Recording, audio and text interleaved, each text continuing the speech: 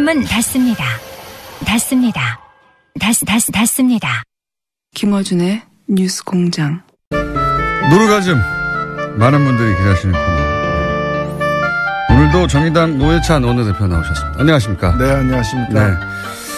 이명박 전 대통령이 발행에 가서 그 연설을 하셨는데 네, 거기서 또 집안의 가훈이 정직이라는 그런 내용도 등장하고 그랬습니다.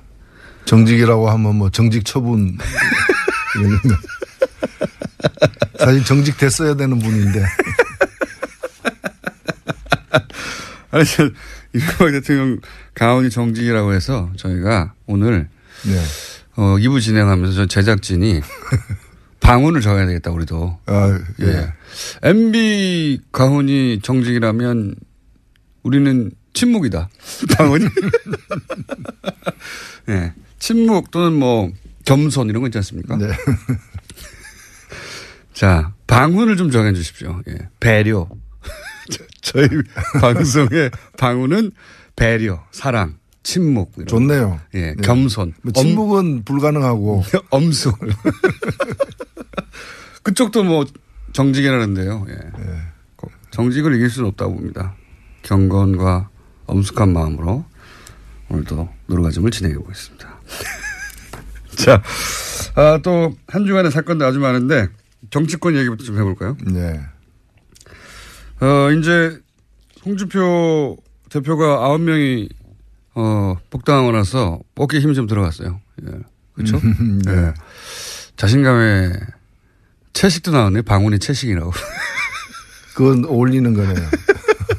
방언. 불가능한. 저희 방언을 좀 정해 주십시오. 항상 방언을 정할 때는 이명박 대통령 가훈이 정직이라는 걸 생각하시면서 저희 방언을 정해 주시면 되겠고. 홍준표 대표가 자신감이 넘쳐가지고 유승민 대표가 예방을 하겠다는데 이제 거절을 했어요. 예. 어떻게 보십니까? 정당이 아니다. 바른정당은 배신자 집단이지. 이렇게 얘기했는데. 예, 저는 자유한국당이 문을 닫아야 된다고 생각합니다. 사실 우리가 돌이켜보면은 제가 볼 때 홍준표 대표 자리에 박근혜 전 대통령이 앉았다면 어떻게 했을까? 저는 당 일단 해산했을 것 같아요. 왜냐하면 지난 2002년 차떼기 사건 때 보면은 그 뭐 몇백억 돈 받은 거 그것도 큰 문제였지만은 그것 때문에 당 간판을 떼가지고 그리고 당 재산 그 당시 그 중앙당 11층짜리 건물 팔았죠. 그거 헌납했지 않습니까? 또 천안의 연수원도 헌납하고 17개 광역시도에 있는 거 다 헌납했지 않습니까? 근데 그런 정도로다가 해서 겨우 당을 살렸거든요.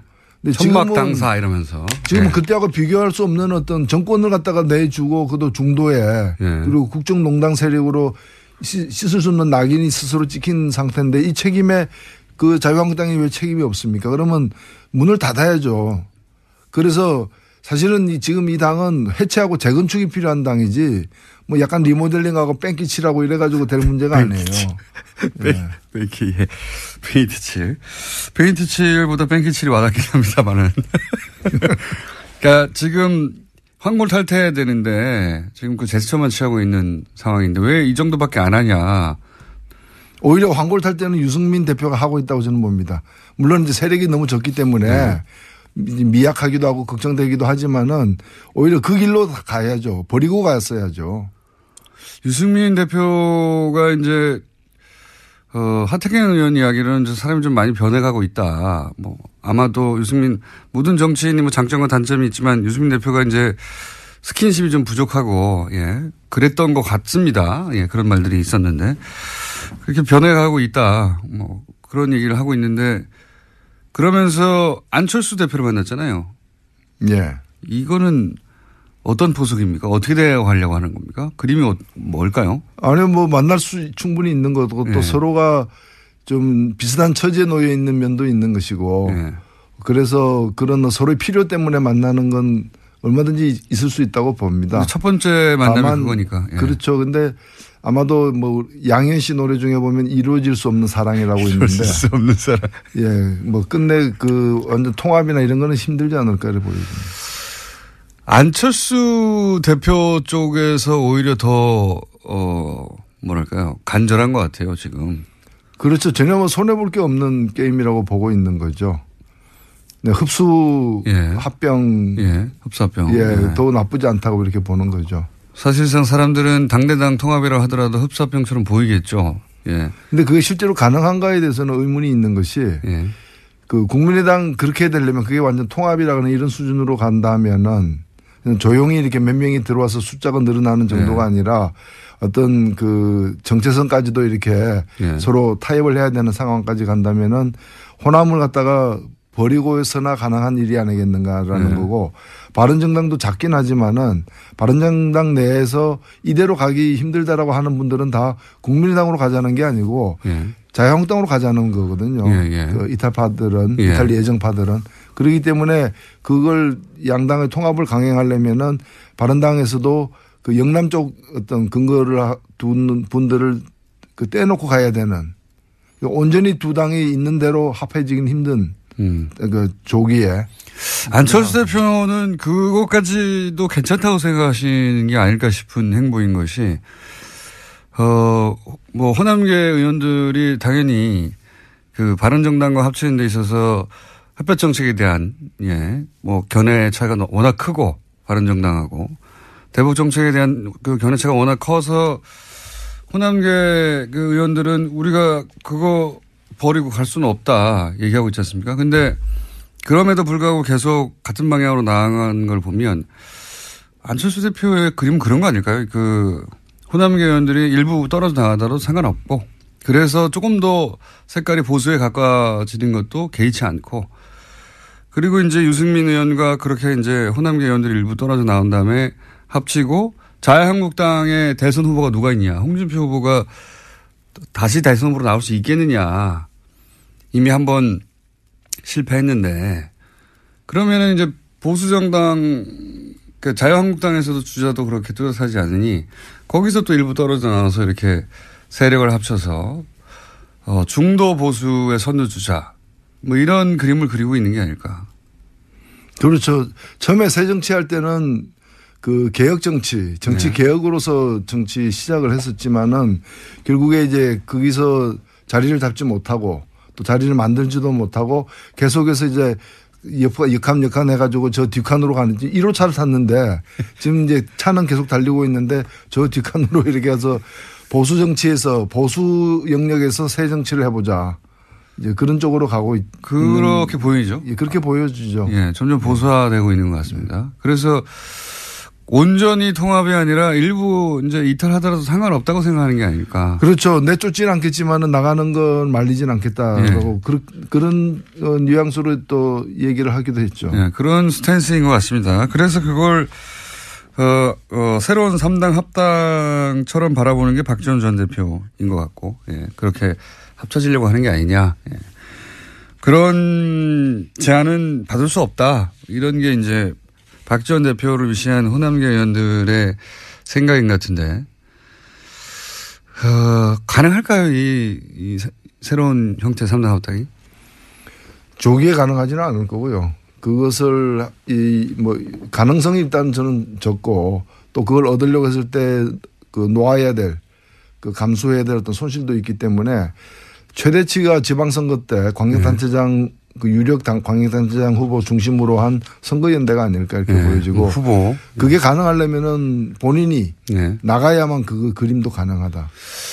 본인이 안 나간 채 본인이 안 나간 채 그냥 경기도는 누구 원래대로 누구 그 다른 서울은 누구 이런 식으로 나누어 가지고는 시너지 효과가 없기 때문에 그냥 나누기만 할 뿐이지 어차피 다 못 나가니까 서로 취약 지역의 후보를 상대방 후보를 인정해 주는 그런 정도의 대단히 강도가 약한 연대이기 때문에 이걸 강도를 좀 세게 하려면은 걸어야죠. 본인을. 그러다가 예를 들어 서울시장 선거에 본인이 직접 나왔는데 만약에 거기서 낙선하게 되면 정치적 타격이 굉장히 클 텐데요. 근데 정치라는 것이 옳다고 믿는다면은 크게 걸어야지 안 다치는 위주로 가면은 노회찬 대표님도 많이 다쳐왔습니다. 많이 낙선해 왔습니다. 상처 투성입니다. 심지어는 의원직도 상실하기도 하셨고. 모든 종목을 석권하고 있습니다. 자, 그 정치권 이야기는 그렇고요. 최근에 MBC 사태는 이제 해결되어 갈 조짐이 보입니다. 이거 어떻게 평가하십니까? 네, 뭐 MBC는 이제 한 고비를 넘겼다고 보여지고 네. 이제 한 달 이내에 새 사장이 선임되면은 이제 빠르게 정상화되지 않을까 보여지는데 반면에 이제 KBS가 좀 시간이 많이 걸리게 지금 그렇죠. 되어 있습니다. 네. KBS 고대영 사장은 방송법이 통과되면 이제 그때 가서 거취를 결정하겠다는 건데 이 말은 안 하겠다는 거잖아요. 네. 그렇죠. 뭐 예를 들면 박근혜 대통령 물러가라 그러니까 개헌하면 물러간다는 얘기가 똑같은 거죠. 자기 후임이 누가 오느냐에 영향을 미치는 방송법 개정에 자기가 왜 갔냐 합니까? 그러니까요. 자기가 잘한 일을 잘못한 게 없다면 임기를 다 채우고 내년 말에 물러나야 될 사람이 중도에 물러난다면 그만큼 문제가 많았다는 걸 스스로 시인하는 건데 문제 많은 사람이 중도에 쫓겨나가면서 다음 사장은 어떤 사람이 돼야 된다. 또는 자기들이 유리한 사람들이 돼야 된다라고 그 요구하는 거와 마찬가지죠.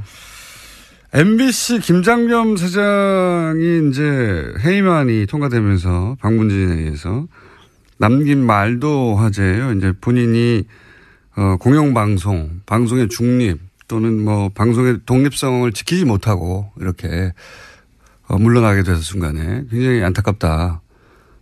본인이 그러니까 그동안 공영방송의 독립성과 중립성을 지켜왔다는 얘기죠. 본인은. 예. 예, 그 정도 되면 지금 병입니다, 사실은.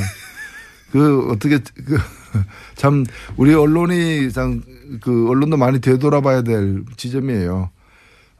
이제 우리나라의 여러 가지 어떤 경제적이나 문화적 수준을 볼 때 주요 방송들이 어떤 예. 그 공영방송으로서 네. 제대로 이제 신뢰받지 못하고 정립되지 못하는 데 대해서 좀 통렬한 자기 반성이 필요한 게 아닌가. 또 그걸 악용해왔던 정권들도 역시 마찬가지인 것이고. 그래서 이번 계기로 해가지고 뭐 특정 정권에 가까운 방송이 아니라 네. 정권이 어떻게 변하든 간에 국민들을 대변하는 그런 공영방송의 어떤 그 공정성을 갖다가 회복이 돼야 될 것 같아요. 김장겸 사장은 이제 친박 핵심인들과 정기적인 모임을 가졌다고도 얘기되고 그리고 박근혜 전 대통령이 감옥에서 허리가 아프다 걱정되는 거죠. 예. 그런 보도를 지상파 중에 유일하게 뉴스를 계속 내보냈던 친박에 대한 걱정이 무척 많은 방송이었거든요. 예.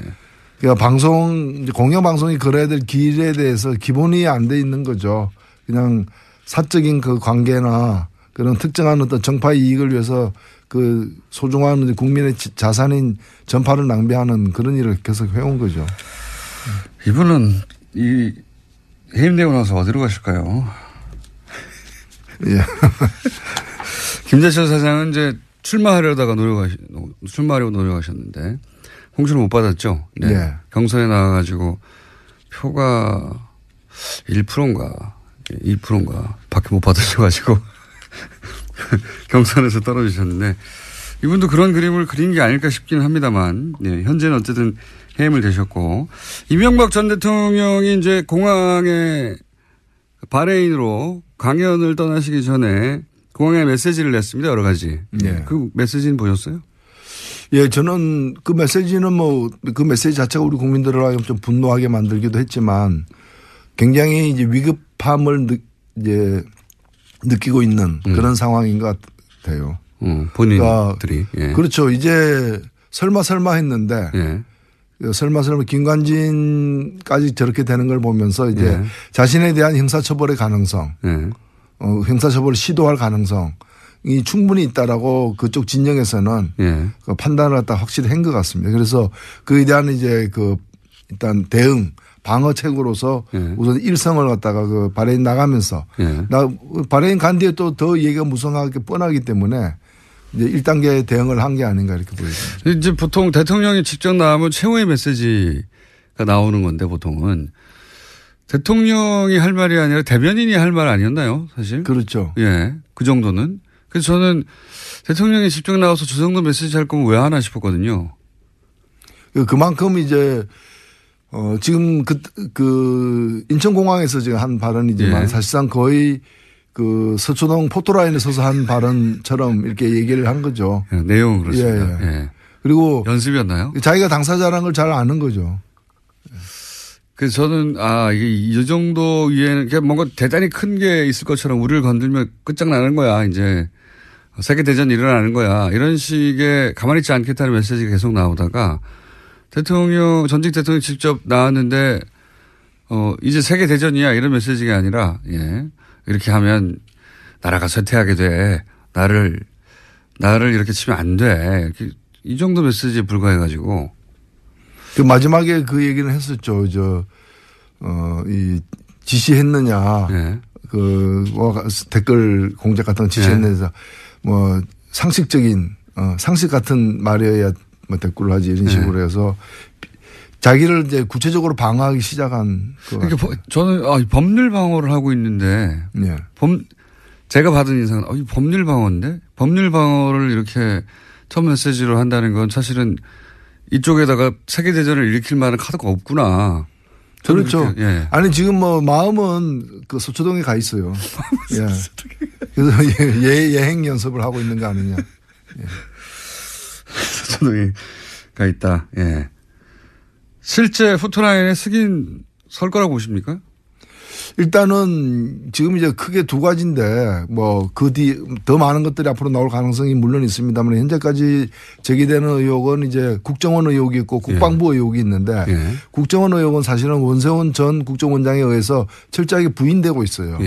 그래서 이제 그 많은 어떤 그 의혹이 있지만 그 이제 당연히 보고됐을 것이다. 또는 지시까지 받았을 때.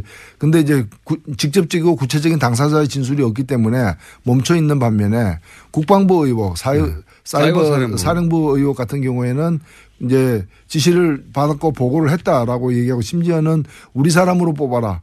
그 심리전단 그 이제 댓글 부대원들이죠. 그걸 그걸 지시하면서 느리라라고 지시하면서 어떤 사람으로부터 충원할 것인가까지도 이제 지시를 했다는 거 아닙니까? 국방부 장관, 그러니까 사이버 사령부하고 국정원에서 각각 댓글 공장이 있었는데 국정원 쪽 댓글 공장은 원세훈 전 원장이 입을 열어야 되는데 거기는 입을 안 열고 있고 이쪽은 이제 김관진 입을 열기 시작했죠. 입을 연 거죠. 그러면 이제 그 구체적 진술이 있었던 겁니다. 그러면 거기에 대해서 어쨌든 내가 진술을 그렇게 지시한 거다라고 시인하든가 아니면 내가 지시한 말의 뜻은 딴 내용이었다라고 이렇게 발뺌하거나 어쨌든 진술을 할 필요가 생긴 거죠. 그렇죠. 그래서 그 진술을 갖다가 서면으로 받느냐 출두시켜서 받느냐 아니면은 이제 그 출장 나가서 받느냐에 따라 이제 방법론만 남아있을 뿐. 그 남아있을 뿐 진술 받는 거는 불가피하다. 현재까지는. 그래야 이제 수사가 매듭이 지어지다 그 다음 페이지로 넘어갈 수 있다라는 거죠. 그렇죠. 당사자니까. 요 댓글 공작 사안은 그렇고요. 지금 한참 많은 사람들이 궁금해하는 다스는 누구 겁니까?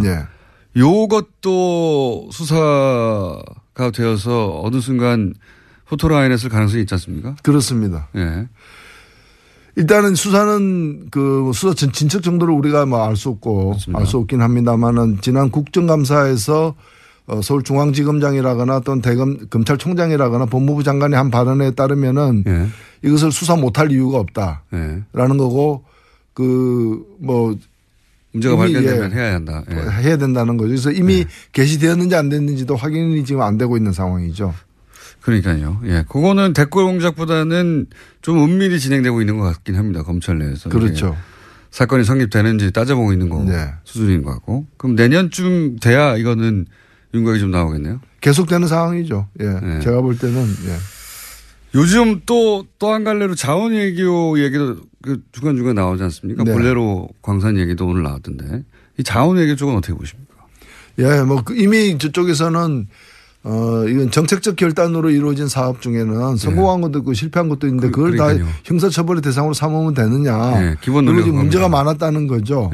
특히 근데 자원외교 같은 경우에도 상식적으로 정책적 판단의 미스로 벌어진 것인지 아니면 말도 안 되는 이제 그냥 뭐 직무유기에 가까운 그러한 일탈 행위로 인해 가지고 빚어진 참사인지는 혹은 사기인지요. 그것도 하나 따져주십시오. 그렇죠. 그리고 뭐 사실은 뭐 우리가 그런 예가 많았습니다만은 이미 예정된 사기 있죠. 이제 그 과정을 통해서 뭔가 옆으로 빼돌리는 그걸 예정하고 이제 진행하는 일도 과거에 보면은 그런 대형 비리로서 있었기 때문에 이 자원외교와 관련해서 철저한 어떤 이 좀 조사가 필요하다고 봅니다. 근데 자원외교가 국내에 있었던 비리 사건하고는 다르게 해외에서 벌어졌다 보니까 돈을 추정하기도 어렵고 굉장히 수사가 어려워요. 그래서 다 왜 해외에서 했는지 모르겠는데 이게 과연 밝혀질까요? 쉬운 일은 아니죠. 굉장히 어려운 일이다. 지금도 뭐 해외 계좌설은 뭐 끊임없이 지금 나옵니다만은 구체적인 물증을 잡기가 만만치는 않은 것 대목이죠.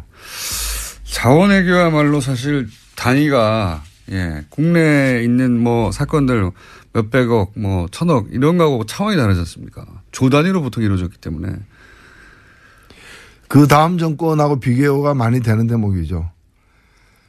박근혜 정부는 워낙에 뭘 안 했기 때문에 뭐 미용 시술이나 이런 거 소소한 거 말고는 한 게 별로 없기 때문에 크게 한 게 K스포츠 미르재단 이런 정도였던 거죠. 그러니까 그 여러 가지로 이제 법을 어긴 거에는 문제지만 규모는 그렇게 크지 않은 반면에 민간인이 딱 껴서 잡힌 거죠. 그 전 정부는 굉장히 큰 걸 많이 했죠. 시스템적으로 했습니다.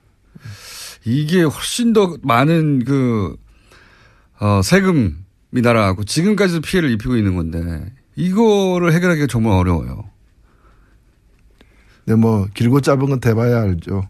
뭐 지금까지 잘 감춰왔다 해서 앞으로 안 드러나라는 법은 없는 거니까요.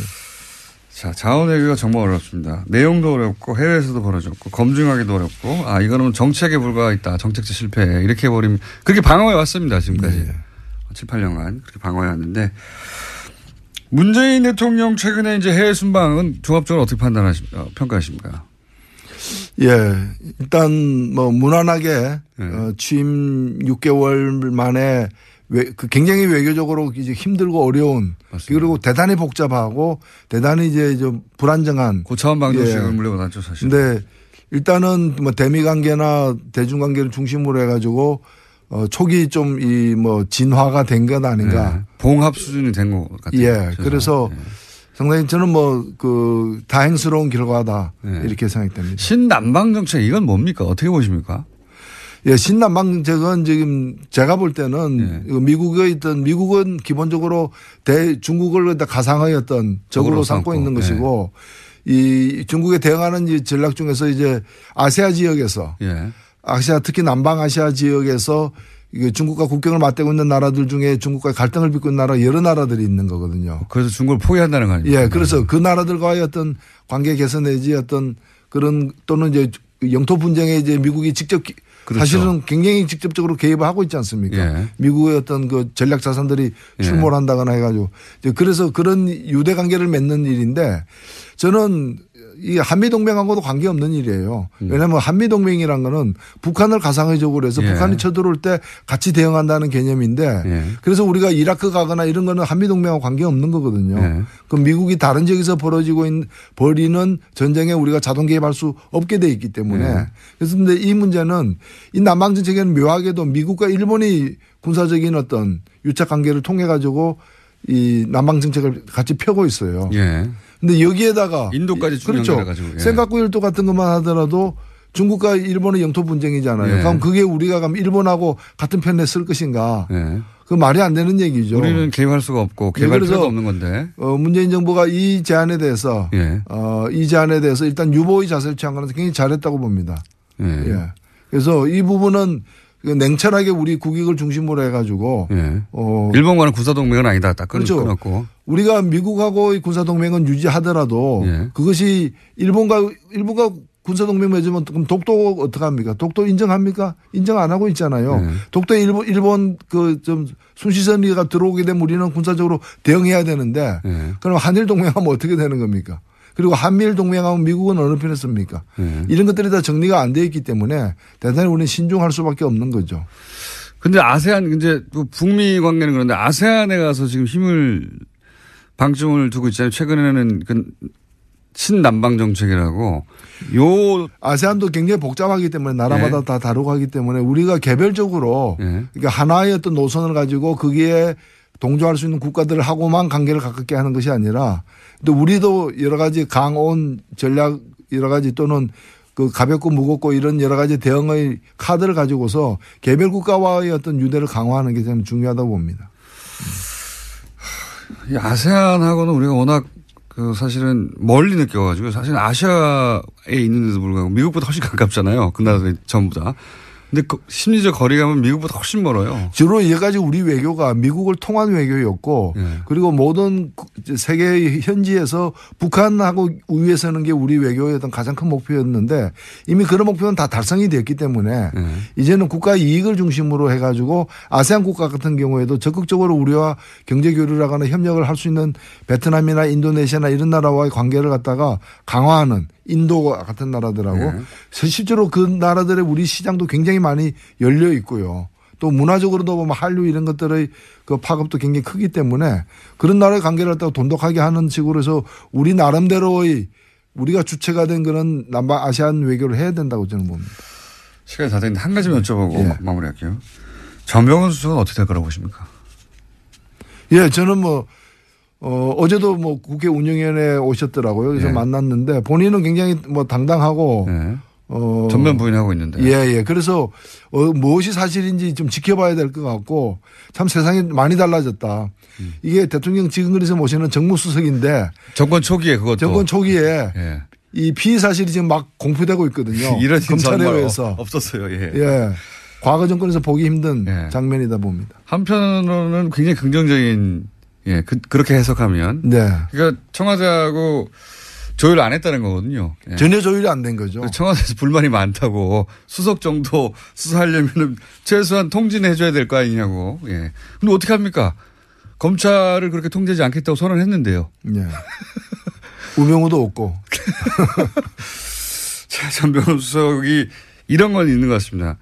본인이 스스로는 무죄라고 하는데 그걸 입증하기도 쉽지 않고 유죄를 입증하는 것도 만만치 않고 저는 그럴 거라고 봅니다. 이 사안은. 이 문제는 이런 거는 유죄가 입증돼야지 무죄가 입증되는 건 아닙니다. 그렇죠. 문제 제기하는 쪽에서 이걸 갖다가 입증을 해야 되는 거죠. 그런데 방어하기도 만만치 않은 사안이라고 저는 봅니다. 자, 벌써 시간이 한참 지났네요. 저희는 겸손하고 침묵을 지키는 방송입니다. 방운 침묵. 이 오클랜드에서 보내왔네요. 오클랜드에서 청취자 한 분이 직접 그림을 그려가지고 뉴스공장에 보내온 커리커처인데 이게 굉장히 잘 그린 것 같아요. 얼굴이 제가 한 3분의 1밖에 안 되네. 예리하기 짝이 없는 그림입니다. 저희가 페이스북에 올리겠습니다. 지금까지 정의당 노회찬 원내대표였습니다. 감사합니다. 네, 감사합니다. 불친절한 AS. 이명박 전 대통령의 가훈이 정직이라면 뉴스공장의 가훈은 침묵이다. 라고 했더니 뉴스공장의 가훈을 또 많은 분들이 보내주셨습니다. 왁싱. 금육. 이런 걸로 정하라고. 면도도 있고요. 좋은 가훈 같네요. 이런 가훈을 좀 많이 보내주시고요. 양지열 변호사가 펜싱 아마추어 선수였다고 주장을 해가서 검색을 했더니 안 나온다는 고발이 많네요.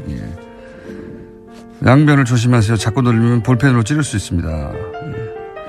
박동희 기자님 관련한 문자도 적고 있습니다. 목소리가 예술이네요. 마이크에 필터를 넣은 건가요? 내용이 중요한데 목소리만 감상하게 됩니다. 이런 내용들. 자, 바레인에서 강연할 때 거기 있는 바레인 분 하나가 손들고 다스 누구 겁니까? 질문을 했었어야 된다고. 그 생각을 못했네요. 자, 저희 방문을 정해주십시오. 채식, 금육 이런 거는 너무 많이 왔고요. 신선한 것으로 보내주시면 저희가 채택해서 방문을 매일 바꿀 수도 있습니다. 그날 마음에 드는 걸로. 지금까지는 순수 왁싱, 금육, 면도 이런 게 왔고요. 저희는 침묵으로 정했습니다. 당분간. 이명박 전 대통령이 정직이 가원이라는데 저희 방송은 침묵할 수 있죠. 그 정도 방언 정할 수 있죠. 자, 여기까지 하겠습니다. 자, 과학을 시사 접목시킨 후 그런 다음에 개그와 접목시켜서 세계 유일의 장르를 만들어낸 원정우 씨 나오셨습니다. 안녕하세요. 자, 시사 과학 개그. 예. 최순실 탄핵 정부에서는 개그 쪽으로 주로 활약을 하셨고. 흐름을 탔죠, 제가. 예. 다시 이제 과학적으로 넘어오려고 하고 있습니다. 그러려고 하고 있습니다. 예, 잘 되지는 않고 있어요. 오늘은 뭡니까? 좀 전에 그 채식 뭐 이런 얘기 하셨잖아요. 채식. 예. 예. 금육? 예, 금육. 고기를 안 드시겠다는 얘기인 거죠.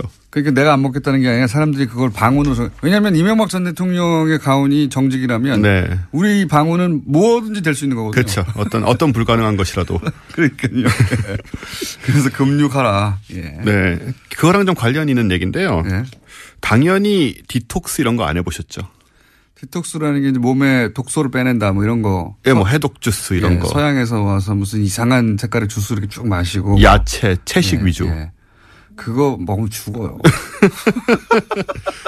이게 좀 이상 체질이시라서 부작용이 심각할 것 같은 생각이 드는데. 그 위에 큰 부담이 됩니다. 그런 거 갑자기. 그거 정확하게는 모르겠는데 그런 거를 계속 뭐 며칠간 마시는 거 아니에요? 밥 안 먹고? 예, 디톡스라는 말이 뭐 여러 가지로 쓰이지만 이제 우리나라에서는 주로 주스, 밥 잘 안 먹고 고기, 육류 끊고 이제 각종 야채나 과일 같은 걸로 뭐 갈아 넣어가지고 그렇죠. 며칠간 먹는 거죠, 그게. 그럼 뭐 여러 가지 프로그램이 있습니다. 이것도 다이어트 하는 용도도 있고 뭐 소위 몸을 정화한다.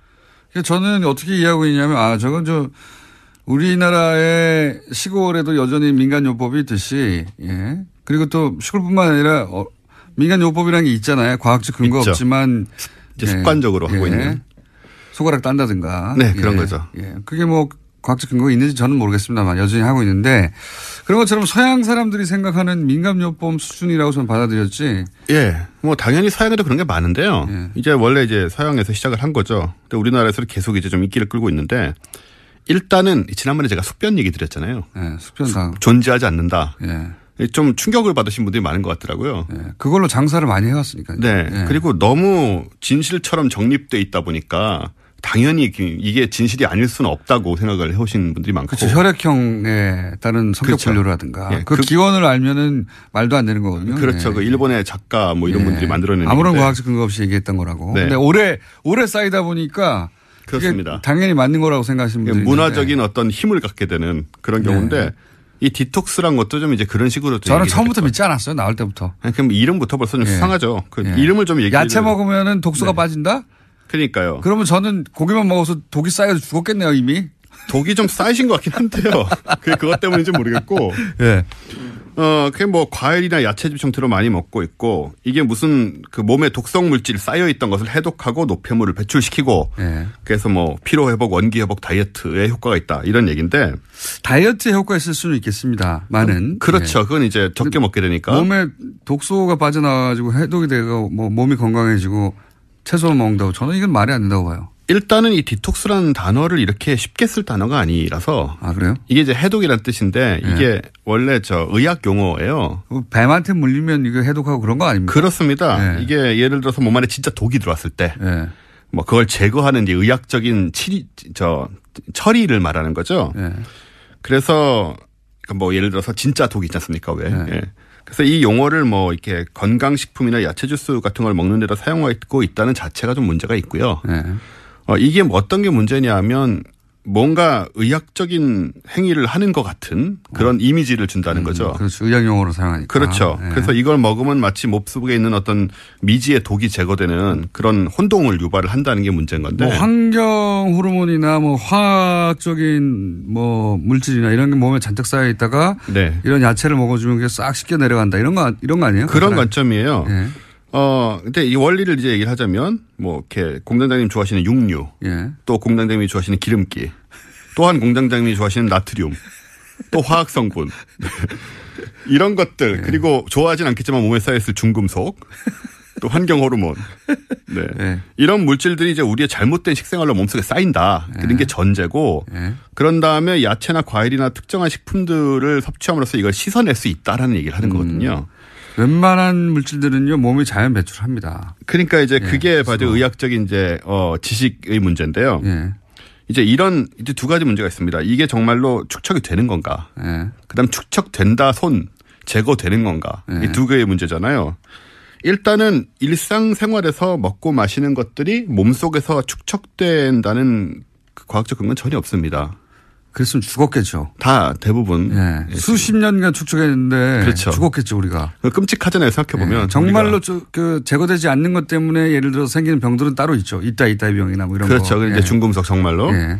이게 대표적인 이런 식의 것들로 언급되는 게 이제 지방, 나트륨, MSG, 뭐 각종 약품들 그리고 알코올 이런 것들인데 이런 것들이 이제 몸에 독을 쌓는 것이 아니고요.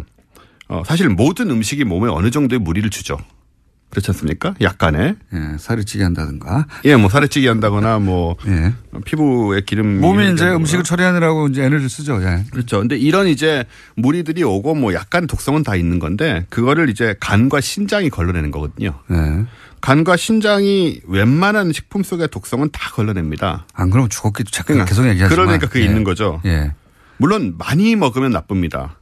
뭐든지. 예. 그래서 뭐든지 많이 먹으면 나쁩니다. 그래서 물도 치사량이 있고 밥도 치사량이 있어요. 그래요? 예. 밥을 몇 공기를 먹으면 치사량입니까? 위가 임계점을 지나가는. 그렇죠. 예. 뭐 100공기 먹으면 죽지 않을까요? 그럴 수 있겠네요. 물도 한 50리터 먹으면 죽지 않을까요? 그렇죠. 몸이 뭐 알겠습니다. 그런 거죠. 예. 이렇게 이런 식이기 때문에. 근데 의학계에서 디톡스라고 지금 민간에서 하는 디톡스는 의학적 효과가 없다라고 하는 어떤 보고를 내거나 한 적이 있어요? 네. 그 의학계에서는 플라시보 효과가 있을 수는 있다고 해요. 아, 플라시보. 정신적으로. 그러니까 그렇죠. 예. 평소에 이제 식습관을 좀 멈추고 이제 새로운 것들을 좀 먹고 하니까 학계에서는 플라시보 효과 정도. 예. 네, 그 정도로 생각을 하고 있고 예. 일단 이게 쌓이는 게 아니고 게다가 이제 뭘 먹어서 독을 제거한다는 게 주로 이제 이런 관점입니다. 자연산 원료. 예. 뭐 식물, 천연물 이런 거를 먹으면 이제 몸에 좋기 때문에 독성을 제거할 수 있다는 건데 천연물이 몸에 좋지 않습니다.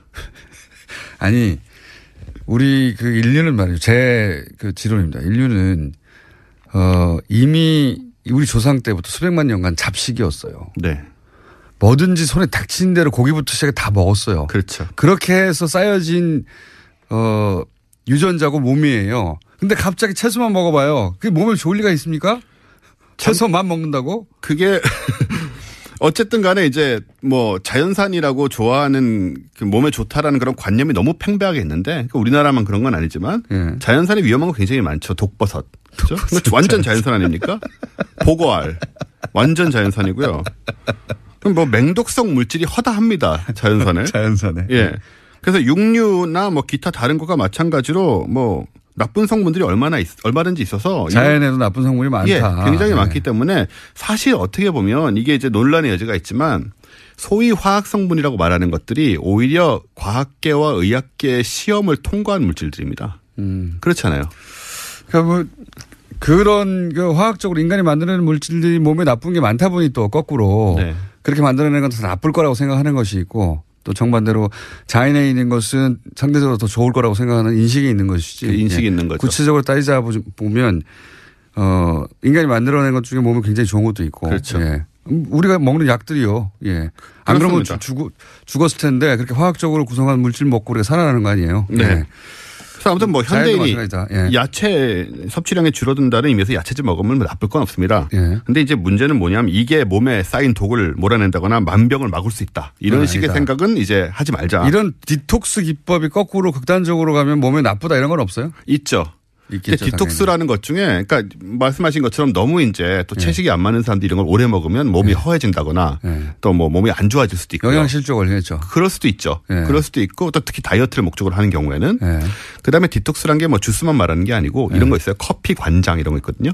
커피 관장은 네, 뭡니까? 커피로 관장하는 겁니다. 자세한 설명을 생략하겠습니다. 커피만 계속 먹어서 결국은 아니요. 먹는 게 아니고 관장이란 것은 이제 커피를 주입하는 거죠. 그러면 들어가는 입구가 입이 아닌 것입니까? 커피를? 네. 그런 것도 있어요? 그런 것이 있습니다. 이게 끔찍하네요. 심지어 각광도 받았는데 네. 이게 굉장히 위험해요. 당연히 위험하겠죠. 네, 그런 거를 거기 주입하는 그게 목적이 아니잖아요, 원래. 야. 그래서 폐혈증이 걸릴 수도 있고. 그걸 왜 하는 겁니까? 디톡스 하려고요. 그걸 하면 이제 커피로 장을 디톡스 한다고요? 네, 그런 관점이 누가 있습니다. 그거 그렇죠. 업체들이 있어요, 그걸 하는. 네. 예, 나름 성행하고 있습니다. 야. 하여튼 이런 거 전혀 이제 도움 안 되고. 무섭네요. 그래서 이제 말씀하신 대로 우리가 이런 마케팅이 만들어진 습관이 만들어진 환상에 자꾸 속는데 네. 좀 언론이나 방송에서 계속 이야기를 하기 때문에 믿어버리는 거거든요. 근데 이제 그냥 상식입니다. 음식은 그냥 균형 있게 고기만 너무 많이 드시는 것도 좋지는 않습니다. 그게 또 체질에 따라서 달라요. 예, 그렇겠죠. 네. 체질이라는 게 있는지 없는지라는 것도 사실 과학적인 논란의 문제긴 한데. 그거는 저는 있다고 볼 수밖에 없는 게 저를 임상 대상으로 보고 판단할 때 제가 한번 그 건강검진에서 의사 선생님이 그런 얘기 하셨거든요. 네. 평생 고기를 먹은 적이 없는 혈관이라고. 예, 평생 고기만 먹어왔다고 하니까 예, 그런 체질이 또 있긴 있나 봐요. 그렇군요. 예. 어쨌든 이제 음식은 상식적으로 균형 있게 먹으면 되고 아프면 아까 말씀하신 대로 약을 먹으면 됩니다. 사람들이 약을 의심하는데 항상 네. 병을 고치는 목적으로 엄청난 비용을 들여 개발하고 아주 깐깐한 시험을 통과한 게 약입니다. 저는 그리고 이게 다 사람들 현대인이 게을러져서 나온 거거든요. 그냥 운동하면 돼요. 운동하세요? 이런 거 안 먹고 그냥 먹고 싶은 거 먹고 운동하면 돼요. 근데 간단하게 해결하고 싶으니까 뭐 이런 거 저런 거 나오는 거예요. 그 간사한 마음을 업체들이 이용하는 거고요. 그렇습니다. 예. 그리고 과학을 믿자, 약을 믿자. 너무 많이 먹지만 않으면 약이 보약입니다. 예, 디톡스 하지 말고 몸을 많이 움직이세요. 그렇습니다. 그런 의미에서 오늘 방송 끝나고 고기 먹으러 가야죠. 지금까지 원종우 씨였습니다. 감사합니다. 감사합니다. 안녕. 김재철 사장은 이제 출마하려고 노력하셨는데 홍수를 못 받았죠. 네. 네. 경선에 나와가지고 표가 1%인가 2%인가 밖에 못 받으셔가지고 경선에서 떨어지셨는데 이분도 그런 그림을 그린 게 아닐까 싶기는 합니다만 네, 현재는 어쨌든 해임을 되셨고 이명박 전 대통령이 이제 공항에 바레인으로 강연을 떠나시기 전에 공항에 메시지를 냈습니다. 여러 가지. 네. 그 메시지는 보셨어요? 예, 저는 그 메시지는 그 메시지 자체가 우리 국민들을 좀 분노하게 만들기도 했지만 굉장히 이제 위급함을 이제 느끼고 있는 그런 상황인 것 같아요. 본인들이. 그러니까 예. 그렇죠. 이제 설마 했는데 예. 설마 김관진까지 저렇게 되는 걸 보면서 이제 예. 자신에 대한 형사처벌의 가능성, 예. 형사처벌을 시도할 가능성 이 충분히 있다라고 그쪽 진영에서는 예. 그 판단을 갖다 확실히 한 것 같습니다. 그래서 그에 대한 이제 일단 대응 방어책으로서 예. 우선 일성을 갖다가 바레인 나가면서 예. 바레인 간 뒤에 또 더 얘기가 무성하게 뻔하기 때문에 이제 1단계 대응을 한 게 아닌가 이렇게 보여집니다. 이제 보통 대통령이 직접 나오면 최후의 메시지가 나오는 건데 보통은 대통령이 할 말이 아니라 대변인이 할 말 아니었나요, 사실? 그렇죠. 예, 그 정도는. 그래서 저는 대통령이 직접 나와서 저 정도 메시지 할 거면 왜 하나 싶었거든요. 그만큼 이제 지금 인천공항에서 지금 한 발언이지만 예. 사실상 거의 서초동 포토라인에 서서 한 발언처럼 이렇게 얘기를 한 거죠. 예, 내용은 그렇습니다. 예. 예. 그리고 연습이었나요? 자기가 당사자라는 걸 잘 아는 거죠. 그래서 저는 이게 이 정도 위에는 뭔가 대단히 큰 게 있을 것처럼 우리를 건들면 끝장나는 거야. 이제 세계대전이 일어나는 거야. 이런 식의 가만히 있지 않겠다는 메시지가 계속 나오다가 전직 대통령이 직접 나왔는데 이제 세계대전이야 이런 메시지가 아니라 예. 이렇게 하면 나라가 쇠퇴하게 돼. 나를 이렇게 치면 안 돼. 이렇게 이 정도 메시지에 불과해가지고. 마지막에 그 얘기는 했었죠. 이 지시했느냐. 네. 댓글 공작 같은 거 지시했느냐. 네. 상식 같은 말이어야 댓글을 하지 이런 식으로 네. 해서 자기를 이제 구체적으로 방어하기 시작한. 그러니까 저는 법률 방어를 하고 있는데. 네. 제가 받은 인상은 이 법률 방어인데? 법률 방어를 이렇게 첫 메시지로 한다는 건 사실은 이쪽에다가 세계대전을 일으킬 만한 카드가 없구나. 그렇죠. 예. 아니, 지금 마음은 서초동에 가 있어요. 예. 그래서 예행 연습을 하고 있는 거 아니냐. 예. 서초동에 가 있다. 예. 실제 포토라인에 설 거라고 보십니까?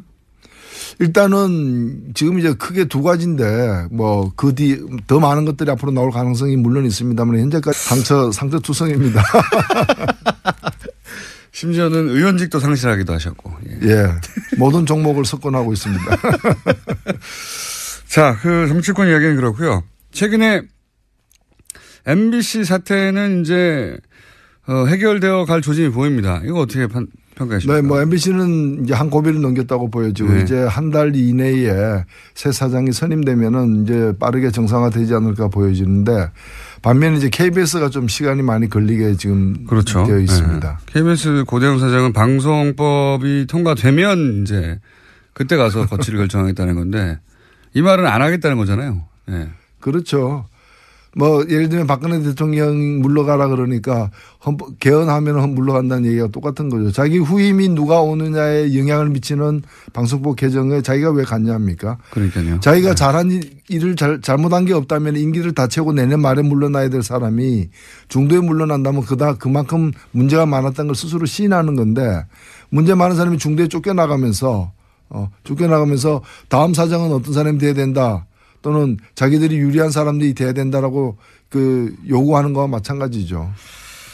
MBC 김장겸 사장이 이제 해임안이 통과되면서 방문진에 의해서 남긴 말도 화제예요. 이제 본인이 방송의 중립 또는 뭐 방송의 독립성을 지키지 못하고 이렇게 물러나게 돼서 순간에 굉장히 안타깝다. 본인이 그러니까 그동안 공영방송의 독립성과 중립성을 지켜왔다는 얘기죠. 본인은. 예. 예, 그 정도 되면 지금 병입니다, 사실은. 참, 우리 언론이 언론도 많이 되돌아봐야 될 지점이에요. 이제 우리나라의 여러 가지 어떤 경제적이나 문화적 수준을 볼 때 주요 방송들이 어떤 예. 공영방송으로서 제대로 이제 신뢰받지 못하고 정립되지 못하는 데 대해서 좀 통렬한 자기 반성이 필요한 게 아닌가. 또 그걸 악용해왔던 정권들도 역시 마찬가지인 것이고. 그래서 이번 계기로 해가지고 뭐 특정 정권에 가까운 방송이 아니라 정권이 어떻게 변하든 간에 국민들을 대변하는 그런 공영방송의 어떤 공정성을 또 회복이 돼야 될 것 같아요. 김장겸 사장은 친박 핵심인들과 정기적인 모임을 가졌다고도 얘기되고 그리고 박근혜 전 대통령이 감옥에서 허리가 아프다 걱정되는 거죠. 예. 그런 보도를 지상파 중에 유일하게 뉴스를 계속 내보냈던 친박에 대한 걱정이 무척 많은 방송이었거든요. 예. 그러니까 공영방송이 걸어야 될 길에 대해서 기본이 안 돼 있는 거죠. 그냥 사적인 그 관계나 그런 특정한 어떤 정파 이익을 위해서 소중한 국민의 자산인 전파를 낭비하는 그런 일을 계속 해온 거죠. 이분은 해임되고 나서 어디로 가실까요? 예.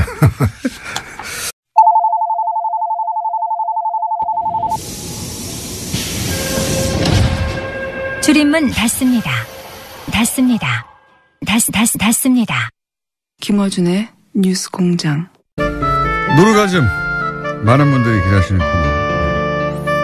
오늘도 정의당 노회찬 원내대표 나오셨습니다. 안녕하십니까? 네, 안녕하십니까? 네. 이명박 전 대통령이 발행에 가서 연설을 하셨는데 네, 거기서 또 집안의 가훈이 정직이라는 그런 내용도 등장하고 그랬습니다. 정직이라고 하면 뭐 정직 처분 사실 정직 됐어야 되는 분인데. 아니, 이명박 대통령 가훈이 정직이라고 해서 저희가 오늘 2부 진행하면서 전 제작진이 방언을 적어야 되겠다 우리도.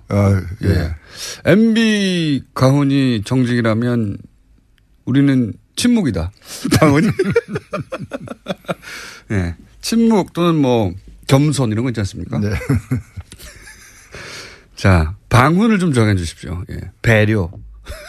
저희 방송의 방언은 배려, 사랑, 침묵. 좋네요. 예, 네. 겸손. 뭐 침묵은 불가능하고. 엄숙. 그쪽도 뭐 정직이라는데요. 예. 네.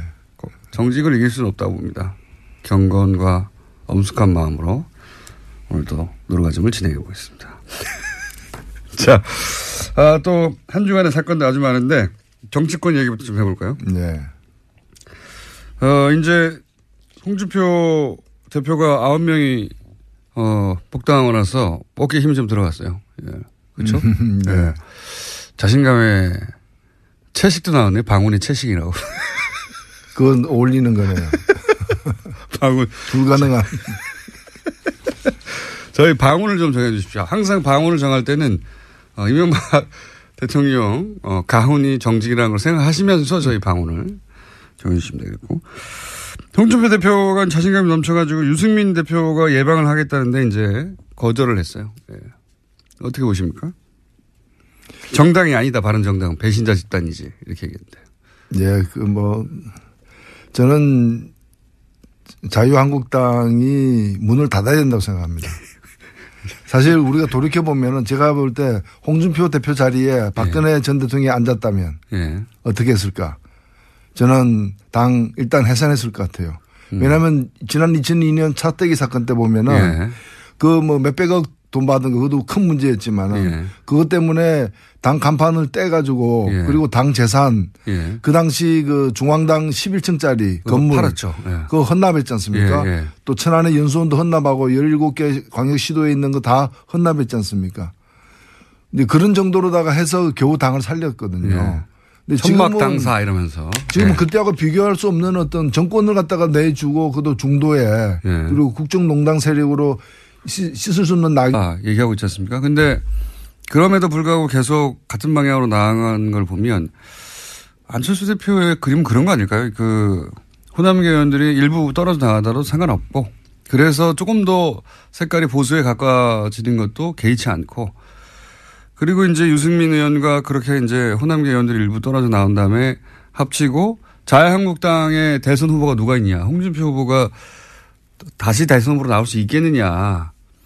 이미 한번 실패했는데 그러면은 이제 보수정당 그 자유한국당에서도 주자도 그렇게 뚜렷하지 않으니 거기서 또 일부 떨어져 나와서 이렇게 세력을 합쳐서 중도 보수의 선두주자 뭐 이런 그림을 그리고 있는 게 아닐까.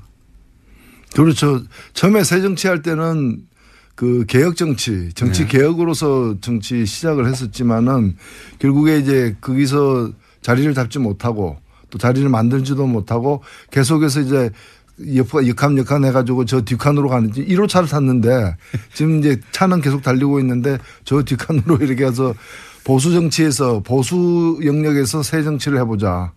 이제 그런 쪽으로 가고 그렇게 보이죠. 그렇게 보여지죠. 예, 점점 보수화되고 있는 것 같습니다. 그래서 온전히 통합이 아니라 일부 이제 이탈하더라도 상관없다고 생각하는 게 아닐까. 그렇죠. 내쫓지는 않겠지만은 나가는 건 말리진 않겠다라고 그런 뉘앙스로 또 얘기를 하기도 했죠. 예, 그런 스탠스인 것 같습니다. 그래서 그걸 새로운 3당 합당처럼 바라보는 게 박지원 전 대표인 것 같고, 예, 그렇게 합쳐지려고 하는 게 아니냐. 예.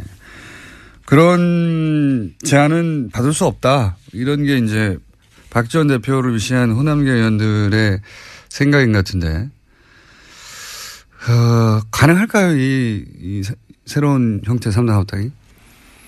조기에 가능하지는 않을 거고요. 그것을 가능성이 일단 저는 적고 또 그걸 얻으려고 했을 때 그 놓아야 될 그 감수해야 될 어떤 손실도 있기 때문에 최대치가 지방선거 때 광역단체장 그 유력 광역단체장 후보 중심으로 한 선거연대가 아닐까 이렇게 보여지고 후보 그게 가능하려면은 본인이 나가야만 그 그림도 가능하다. 본인이 안 나간 채 본인이 안 나간 채 그냥 경기도는 누구 원래대로 누구 그 다른 서울은 누구 이런 식으로 나누어 가지고는 시너지 효과가 없기 때문에 그냥 나누기만 할 뿐이지 어차피 다 못 나가니까 서로 취약 지역의 후보를 상대방 후보를 인정해 주는 그런 정도의 대단히 강도가 약한 연대이기 때문에 이걸 강도를 좀 세게 하려면은 걸어야죠. 본인을. 예. 그러다가 예를 들어 서울시장 선거에 본인이 직접 나왔는데 만약에 거기서 낙선하게 되면 정치적 타격이 굉장히 클 텐데요. 근데 정치라는 것이 옳다고 믿는다면은 크게 걸어야지 안 다치는 위주로 가면은 노회찬 대표님도 많이 다쳐왔습니다. 많이 낙선해 왔습니다. 본인이 스스로 찍힌 상태인데 이 책임에 그 자유한국당이 왜 책임이 없습니까? 그러면 문을 닫아야죠. 그래서 사실은 지금 이 당은 해체하고 재건축이 필요한 당이지 뭐 약간 리모델링하고 뺑기 칠하고 이래가지고 될 문제가 아니에요. 페인트 칠. 페인트 칠보다 뺑기 칠이 와닿긴 합니다만은. 그러니까 지금 황골 탈퇴해야 되는데 지금 그 제스처만 취하고 있는 상황인데 왜 이 정도밖에 안 하냐. 오히려 황골 탈퇴는 유승민 대표가 하고 있다고 저는 봅니다. 물론 이제 세력이 너무 적기 때문에 미약하기도 하고 걱정되기도 하지만은 오히려 그 길로 가야죠. 버리고 갔어야죠. 유승민 대표가 이제 하태경 의원 이야기는 사람이 좀 많이 변해가고 있다. 뭐 아마도 유승민 모든 정치인이 뭐 장점과 단점이 있지만 유승민 대표가 이제 스킨십이 좀 부족하고 그랬던 것 같습니다. 그런 말들이 있었는데 그렇게 변해가고 있다. 뭐 그런 얘기를 하고 있는데 그러면서 안철수 대표를 만났잖아요. 예. 이거는 어떤 포석입니까? 어떻게 대화하려고 하는 겁니까? 그림이 뭘까요? 아니요, 뭐 만날 수 충분히 있는 거고 또 서로가 좀 비슷한 처지에 놓여 있는 면도 있는 것이고 그래서 그런 서로의 필요 때문에 만나는 건 얼마든지 있을 수 있다고 봅니다. 첫 번째 만남이 그거니까. 그렇죠. 근데 아마도 뭐 양현 씨 노래 중에 보면 이루어질 수 없는 사랑이라고 있는데. 이루어질 수 없는 사랑. 뭐 끝내 그 완전 통합이나 이런 거는 힘들지 않을까를 보여집니다. 안철수 대표 쪽에서 오히려 더 뭐랄까요 간절한 것 같아요 지금. 그렇죠. 전혀 뭐 손해볼 게 없는 게임이라고 보고 있는 거죠. 네, 흡수 합병. 흡수 합병. 더 나쁘지 않다고 이렇게 보는 거죠. 사실상 사람들은 당대당 통합이라 하더라도 흡수 합병처럼 보이겠죠. 근데 그게 실제로 가능한가에 대해서는 의문이 있는 것이 그 국민의당 그렇게 되려면 그게 완전 통합이라는 이런 수준으로 간다면은 조용히 이렇게 몇 명이 들어와서 숫자가 늘어나는 정도가 아니라 어떤 그 정체성까지도 이렇게 서로 타협을 해야 되는 상황까지 간다면은 호남을 갖다가 버리고서나 가능한 일이 아니겠는가라는 거고 바른정당도 작긴 하지만은 바른정당 내에서 이대로 가기 힘들다라고 하는 분들은 다 국민의당으로 가자는 게 아니고 자유한국당으로 가자는 거거든요. 그 이탈파들은 이탈 예정파들은 그렇기 때문에 그걸 양당의 통합을 강행하려면은 바른당에서도 그 영남 쪽 어떤 근거를 두는 분들을 그 떼놓고 가야 되는 온전히 두 당이 있는 대로 합해지긴 힘든 그 조기에 안철수 대표는 그것까지도 괜찮다고 생각하시는 게 아닐까 싶은 행보인 것이 뭐 호남계 의원들이 당연히 그 바른정당과 합치는 데 있어서 햇볕 정책에 대한 뭐 견해 차이가 워낙 크고 바른정당하고 대북 정책에 대한 그 견해 차이가 워낙 커서 호남계 그 의원들은 우리가 그거 버리고 갈 수는 없다.